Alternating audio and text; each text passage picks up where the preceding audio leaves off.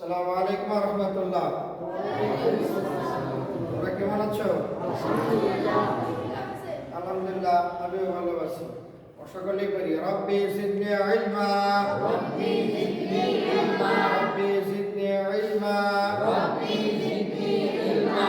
আজকে আমরা শিখব হরকত কাকে বলে, তানবিন কাকে বলে, জজম কাকে বলে, তাসদীদ কাকে বলে। এই কয়েকটা জিনিস শিখব। হরকতে আকার কারুর শিকার এই কাজ করে, তানবিনে ওই রকমই ডবল, জজম একটার সাথে আর একটা কিভাবে লাগবে, তাসদীদ একটা অক্ষর দুইবার কিভাবে উচ্চারণ হবে, এই নিয়মগুলোই এগুলো এই চিহ্নের মাধ্যমে শিখতে হবে।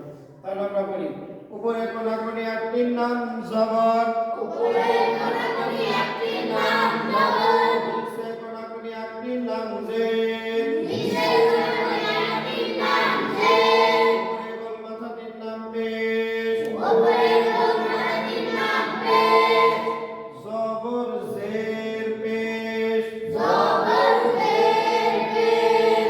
হরকত এক জবর এক জের এক পেশকে বলে, হরকত এক জবর এক জের এক পেশকে বলে, হরকত এক জবর এক জের এক পেশকে বলে, হরকত এক জবর এক জের এক পেশকে বলে, হরকতের উচ্চারণ তাড়াতাড়ি করতে হয়। হরকতের উচ্চারণ তাড়াতাড়ি করতে হয়। তুমি হাত রাখলে বলতে পারবা? বলবো উপরে কোনাকুনি একটির নাম জবর এভাবে, ঠিক আছে বলো। উপরে কোনাকুনি একটির নাম জবর, নিচে কোনাকুনি একটির নাম জের, উপরে গোল মাথাটির নাম পেশ, জবর জের পেশ। হরকত এক জবর এক জের এক পেশকে বলে, হরকত এক জবর এক জের এক পেশকে বলে, আরেকবার, হরকত। হরকত এক জবর এক জের এক পেশকে বলে, এটার নাম কি? জবর, এটার নাম কি? এটার নাম কি? এবার আমি দেখবো তোমরা চিনলা কিনা, ঠিক আছে? জের, জবর, পেশ, জবর, পেশ, জের, জবর, পেশ, জবর, পেশ, জের। মাশাআল্লাহ। তাহলে এখানে এক দাগ, উপরে এক দাগ, এটার নাম জবর, নিচে এক দাগ, কোনাকুনি এটার নাম জের, উপরে গোল মাথাটির নাম পেশ। এখানেও তাই আছে, তবে জবর ডবল, জের ডাবল, পেশও ডাবল। এখন তাহলে হবে দুই জবর দুই জবর, জের দুই জের, পেশ। দুই পেশ। এটা বাকি চিনছি, এটার নাম জবর, এটার নাম জের, এটার নাম পেশ। তাহলে এখন জানতেছি এটা দুই জবর, এটা দুই জের, এটা দুই পেশ। তাহলে এবার বলবো কিভাবে করবো এটা, দুই জবর, দুই জের, দুই পেশ। এবার তানবিন বলো, তানবিন, দুই জবর দুই জের দুই পেশকে বলে, দুই জবর, দুই জের, দুই পেশকে বলে, আমি যদি বলি দুই জবর দুই জের দুই পেশকে কি বলে, দুই জবর, দুই জের, দুই পেশকে তানবিন বলে, আর যদি বলি তানবিন কাকে বলে, দুই জবর, দুই জের, দুই পেশকে তানবিন বলে, তানবিনের উচ্চারণ তাড়াতাড়ি করতে হয়। তানবিনের উচ্চারণ তাড়াতাড়ি করতে হয়।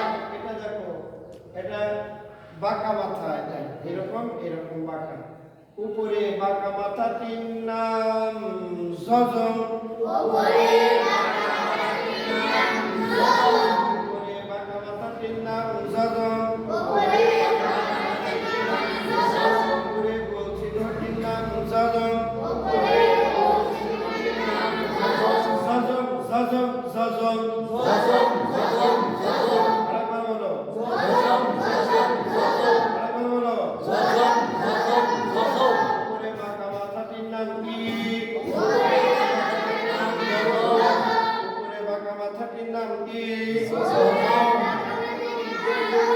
উপরে গোল চিহ্নটির নাম কি, উপরে গোল চিহ্নটির নাম জবর, কি হলো, জজম, জজম, জজম। উপরে তিন দাঁতওয়ালাটির নাম কি,